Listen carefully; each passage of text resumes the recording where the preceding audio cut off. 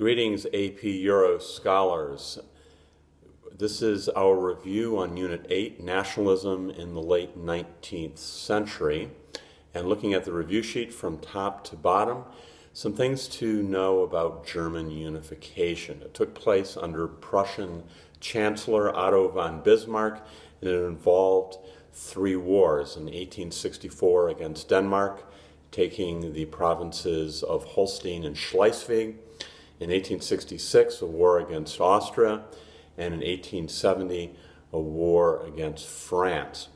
And Bismarck's plan here is, he's got a famous quote: Germany will be created not by speeches, not by liberalism, which is a slam at the Frankfurt Parliament, which offered the crown of a united Germany to the King of Prussia, who turned it down, but Germany will be created by military power, will be created by warfare.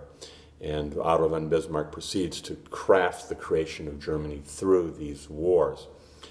The most significant one is the Franco-Prussian War, which starts over French concern that there is the possibility of a German Hohenzollern candidate for a vacant Spanish throne.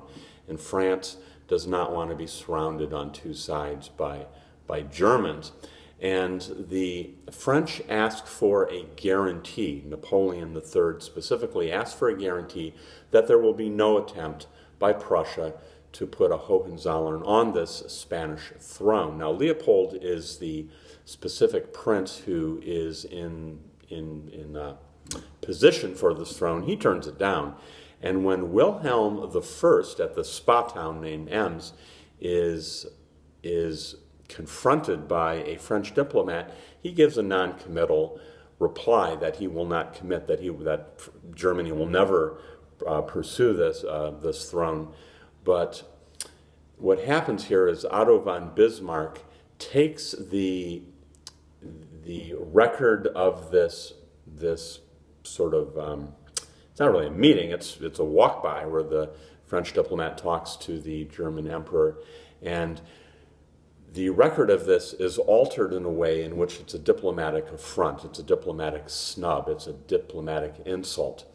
And this is released to the world, and Napoleon III disastrously uses this as the pretext to declare war on Prussia/Germany. And this is a disastrous war. It lasts about half a year tops, and the French army is crushed by the Prussians. The Prussians take Paris. They crown William I, or Wilhelm I, the Kaiser, the Emperor of the Second German Reich, in the Hall of Mirrors at Versailles, and they don't leave before imposing a stiff reparations payment in gold francs, and they peel off Alsace-Lorraine from France before the German army is removed. So this is a humiliation. By the way, Napoleon III is captured on the battlefield at the Battle of Sedan. So this is a real black eye for the French, and it puts the remaining southern states that were holding out on being unified in a united Germany. It brings them over very willingly to the side of Otto von Bismarck. Realpolitik is this idea under Otto von Bismarck that politics should be defined by pragmatism, not idealism. Thus, this idea of blood and iron. It's going to take military power to get done what needs to be done. But specifically, he's going to aim Realpolitik against the Social Democratic Party, which is the largest political party in Germany, and this is a democratic socialist party, and Bismarck is a hardcore reactionary. He is to the right of conservatism. He despises socialism, but what he does is he co-ops. He takes the ideas, some of the ideas of the Social Democrats, namely old age pensions, health care, and accident insurance, and he makes these his ideas, and he basically robs the SDP, the Social Democratic Party, of significant support, because Bismarck gets it done. The impact of German unification on European balance of power, well, for starters, France wants revenge. Secondly, Wilhelm II, who's going to succeed his father, this is the guy who's going to be the cause of World War I, he wants an empire. Otto von Bismarck was very careful not to get involved in overseas squabbles, but not Wilhelm or William II. And what this is going to do is it's going to upset Great Britain. Here's this Johnny-come-lately country, Germany, which is going to be engaging in an arms race, building battleships called dreadnoughts at the time, trying to get colonies in Africa, and doing things which are provocative, congratulating the Boers who are at war at the turn of the century with the Brits. And thirdly, the German search for colonies is going to agitate the United States. We're looking at the Pacific, and we're going to sort of be in a race for colonies against the Germans, and we're going to pick up Samoa, we're going to pick up Hawaii. Louis Napoleon Bonaparte is the nephew of the Napoleon, and he's going to win an election in 1848 after all this ruckus of the revolutions of 1848. Remember, Louis Philippe flees, and Louis Napoleon Bonaparte wins on the strength of his name, but he's going to overthrow his own government in 1851 and set himself up as an emperor, Napoleon III. And if you're wondering where Napoleon II was, Napoleon II is the son of the Napoleon, and he's going to be in Italy, in exile. The Napoleon III, though, he's going to declare a liberal empire. He allows relative freedom of speech. He is going to support industrialization, and he is going to try to restore some of the luster of French empire building, and he's going to lose disastrously to the Mexicans, supporting Maximilian, who is a French-sponsored emperor of Mexico. Guys, Cinco de Mayo is the celebration of the defeat of a French army in Mexico. Now, this is something that's going on while the Americans are engaging in a civil war, and Napoleon III, again, most disastrously loses war to the Prussians between 1870 and 71. The Dreyfus Affair is an anti-Semitic event.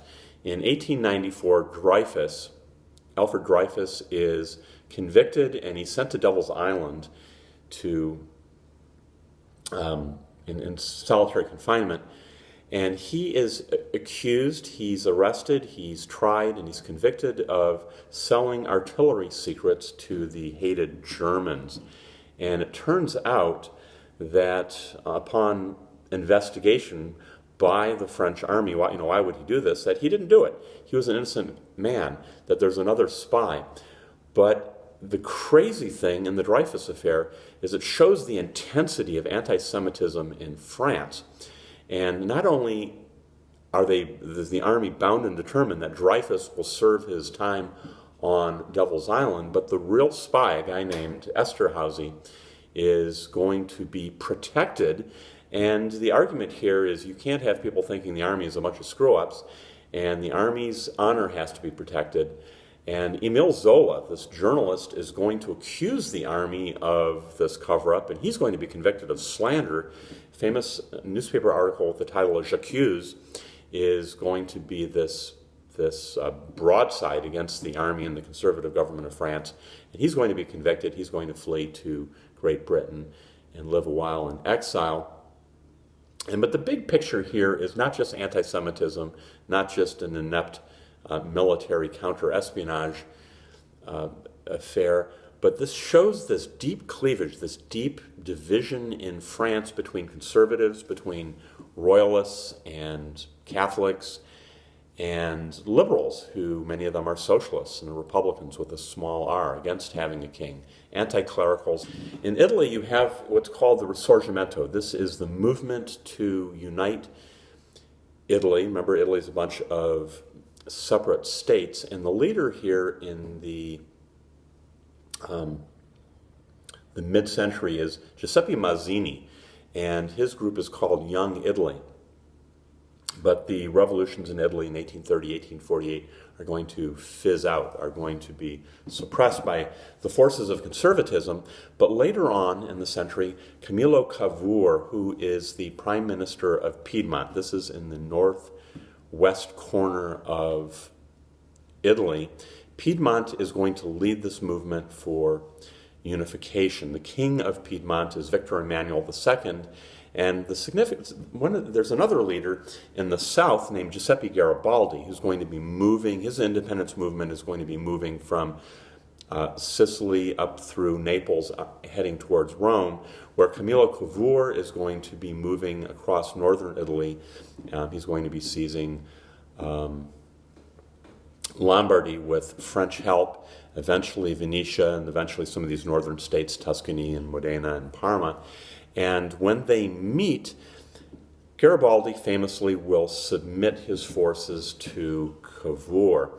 And Cavour is in support of a conservative constitutional monarchy with the Italian king going to be Victor Emmanuel II, who's the king of Piedmont, where Garibaldi wants a republic. But Garibaldi is going to put unification ahead of the type of government that he wants. Alexander II of Russia, he's the Tsar in 1861, who is going to emancipate the serfs, and he is going to be killed by a bomb thrown by a radical group called the People's Will for not doing enough.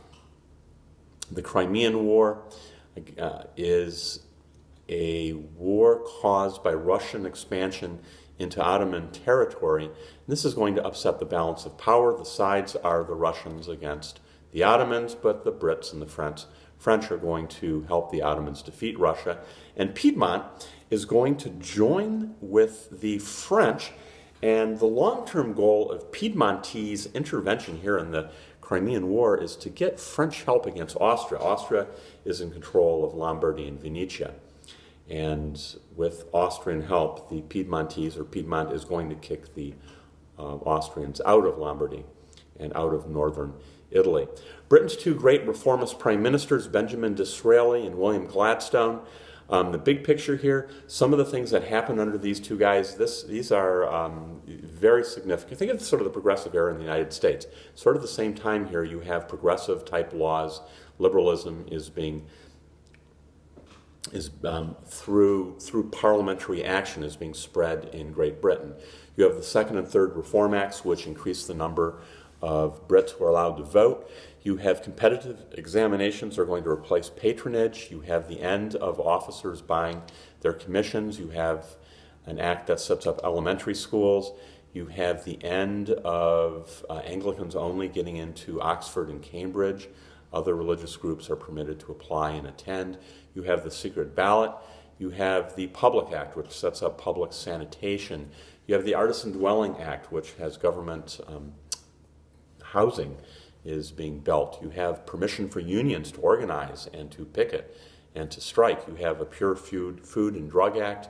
And you have Gladstone sort of radically promotes self-rule in Ireland. It doesn't happen right away, and it divides the Liberal Party that he's part of, but he's supporting greater freedom, greater justice for the Irish who've been abused over the years. Irish Home Rule, this idea of Irish Home Rule is that the Irish will rule themselves, but they'll still be under the British Crown, so they won't be independent. And this is something that's happening in Australia, New Zealand, and Canada. In fact, Canada today is still technically a dominion. It is technically legally under the British Crown, but of course it is self-governing. So that's what's being offered to Ireland, but it has to pass the Parliament, which isn't happening at this time, at the tail end of the 1800s. And one of the issues here is that Northern Ireland, what's called Ulster, it's 9 provinces, and 6 of them are in the very northeast corner here, and these at the time are majority Protestant. They do not want to join an Irish Catholic majority in the rest of what would be a self-governing state. Some similarities between Austria-Hungary and the Russian Empire.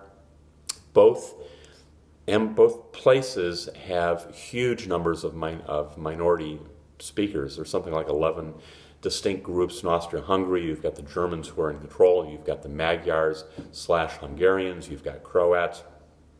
You've got Slovenes. You've got Poles. You've got Czechs. In Russia, you've got lots of groups that are oppressed under this principle of autocracy, orthodoxy, and nationalism. You've got Finns, you've got Lithuanians, you've got Latvians, you've got Estonians, you've got Ukrainians, and you've got Poles, to name a few. So you've got these groups that are chafing under the rule by others. You have this desire for nationalism. The Ausgleich of 1867, that's Ausgleich. The Ausgleich is where Austria, this is about a year after getting beat badly by the Prussians, the Austrians now, their power is not going to be any sort of hegemony over northern German states, but it's going to be control of Eastern Europe. And they are going to allow the Magyars, the Hungarians, self-rule, not independence, but self-rule under the Habsburg crown, to buy peace, to buy stability, to buy calm. Remember Louis Kossuth and the uprising in 1848, which declared independence and was put down only with help from a Russian army. Okay, on the review sheet here, looking at a chart, you should know some differences here between Italian and German unification. Italian unification is led by Piedmont, German unification is led by Prussia. The individual who led independence in Italy is Camillo Cavour in the north and Giuseppe Garibaldi in the south. In Germany, it's Otto von Bismarck. The king of the Italian state of Piedmont is Victor Emmanuel II, later the king of United Italy. The king of Prussia is William or Wilhelm I, who later becomes the Kaiser, the Emperor of United Germany. Italy went to war against Austria, and they had France as an ally, whereas Germany goes to war first against Denmark, and then later against Austria, and then finally against France. And Italy will ally itself again with France, where Germany goes to war against France. That's kind of a key difference. Another big key difference is the aforementioned, there's two independence movements in Italy, whereas everything's under the administrations of Otto von Bismarck in Germany.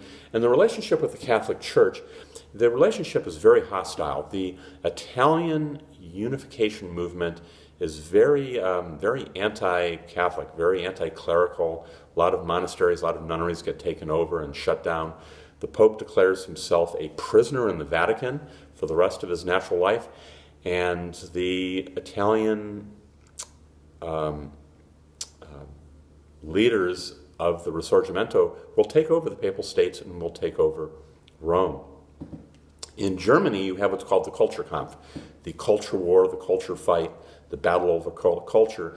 And the key idea here, as I see it, is control over schools, control over the education of young people, to instill nationalism and make them feel that they're not Bavarians, Catholics, but that they're Germans first and foremost. So Catholic schools get taken over and foreign priests get kicked out of Germany. And the idea here, again, is nationalism, is unification, is everybody's on one page. We're not going to have any resistance from foreign parties, certainly not the Catholic Church in the southern part of Germany, which Otto von Bismarck is feeling is still very sympathetic to Austria, which has only recently been beaten. Some thoughts there on Unit 8. All right, study hard, study early, and study smart. Signing out.